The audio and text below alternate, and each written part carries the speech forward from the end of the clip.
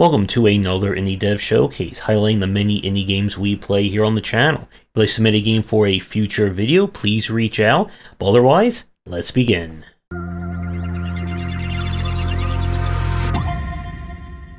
We are starting things off with Trifox. This is an action-adventure game that feels like a mix between a 3D platformer and an action RPG.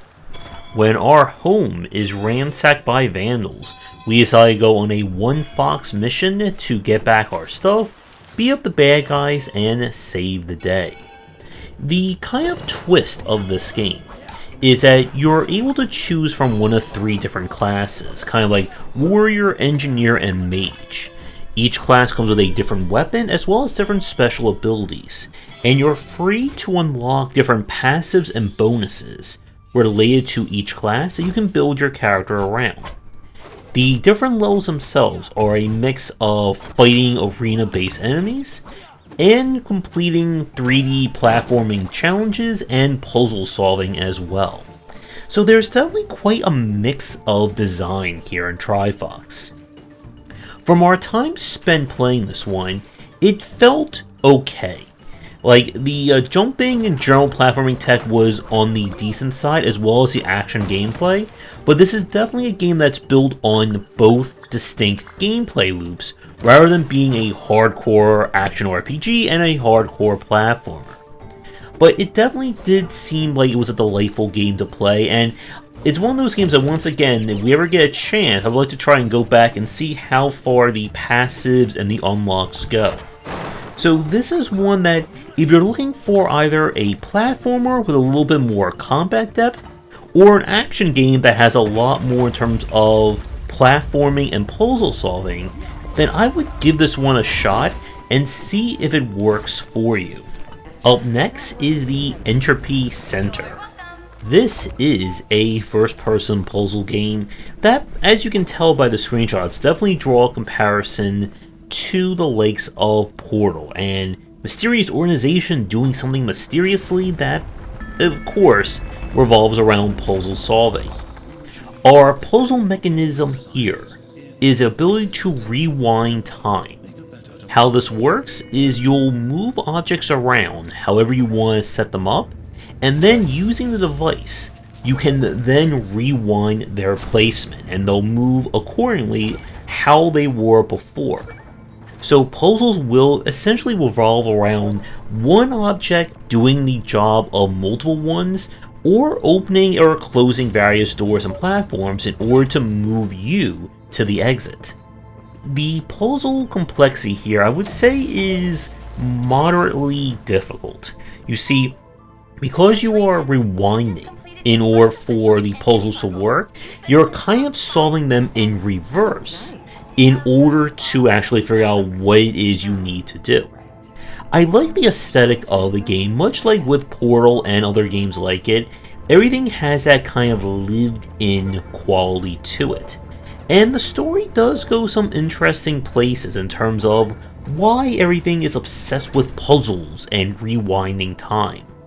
But just like a lot of these other games, it does fall into that trap that once you hit that puzzle that you find either too annoying or too frustrating to solve, the entire game is basically over. And if you're hoping for ways of using this tech in unique options or things that can let you sequence break or break the game in general, like the physics-driven nature of the Portal gun, it doesn't really quite do that. And it does feel like a lot of puzzles only have just one solution to them in order for you to get through it. So if you are someone who's not tired of first-person puzzle solving and using sci-fi to get it done, I would give this one a check and see if you enjoy doing the time warp again. We now have Grid Force Mask of the Goddess. This is a kind of Mega Man Battle Network inspired game, with a heavy focus on different narratives, branching choices, and so on.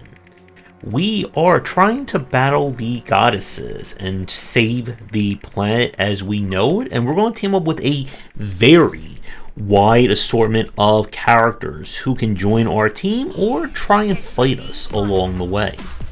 The general gameplay will involve you moving around on your grid, defeating the enemies on the right hand side. It can be very hard from what I remember trying to dodge some of the projectiles, especially with the kind of hitbox of the bullets. Each character has their own distinct personality, elemental alignment, and special abilities and upgrades that you can use.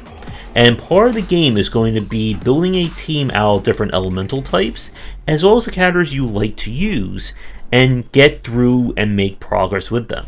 You'll be able to level up characters, unlocking new abilities, raising their stats, and so on. The game, from what we play of it, can be a little bit on the slower side, especially at the start when you're just trying to get unlocks and level them up. The variance of the story comes in that every time you make a choice during the various dialogue trees, this will affect who likes or dislikes you, or in turn, who will join your party for this run or this playthrough and who will try and stand in your way. So there is really playability in that front. From what we played of it, this seemed like a good game. There were issues people were talking about in terms of bugs and some of the areas not feeling balanced right.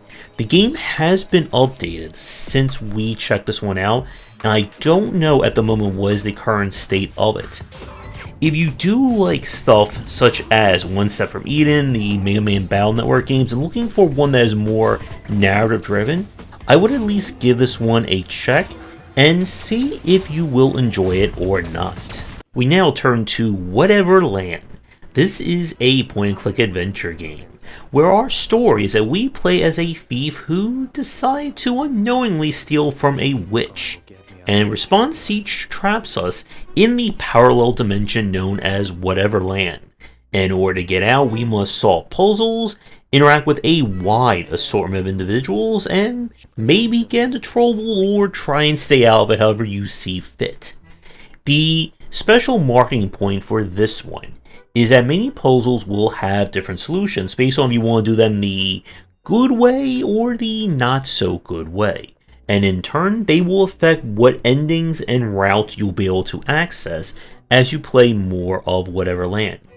There are mini games as well that you'll be able to run into, and the game also boasts a non-linear chapter format, allowing you to kind of duck in and out of each one of the game's major areas to try and solve puzzles and do things in whatever order you see fit.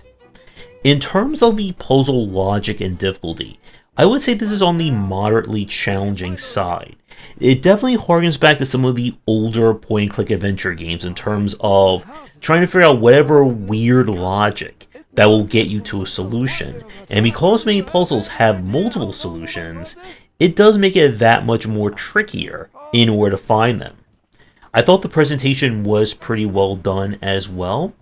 All in all, this is definitely one for someone who's looking for more of an older style point-and-click adventure, where again, the puzzles are there to be slightly on the brain-melty side.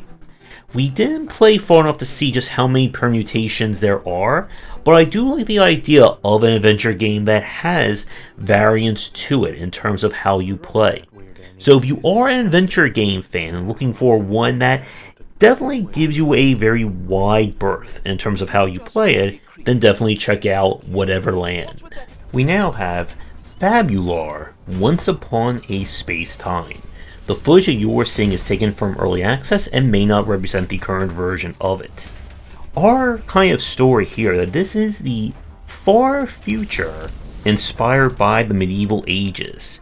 So we have spaceships with swords, spears, lances, kings in space, and so on. Our father is dying, and in order to try and save the universe, we must go out there, defeat pirates, and figure out what is going on in our space night ship.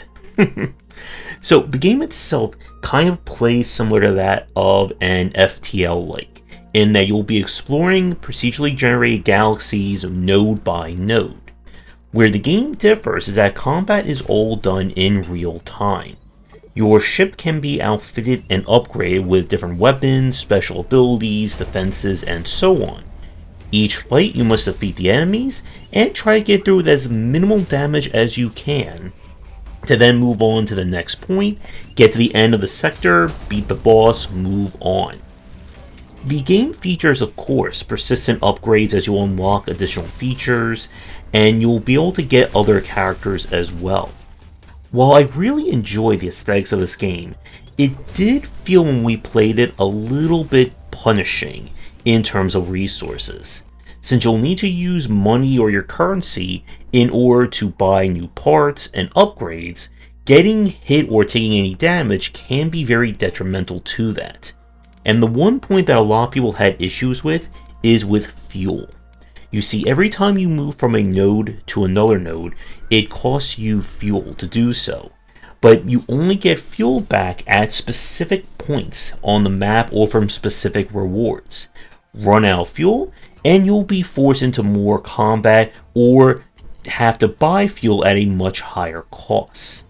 And because fuel is entirely up to RNG in this respect, it means that you can get in some very big trouble without any real way to mitigate that or control it on your own.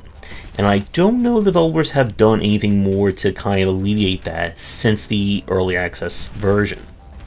With that said, this game definitely looks like it could be something interesting for fans of action roguelikes, and I'm curious about where they're going to go in terms of evolving the combat and more upgrades and persistence as the game is continuing through its early access. So if you like space and you like knights, then this could definitely be a game worth checking out. For the last game of our showcase this week, this is Chess Survivors, and that should tell you a lot about what you're going to be getting in this one.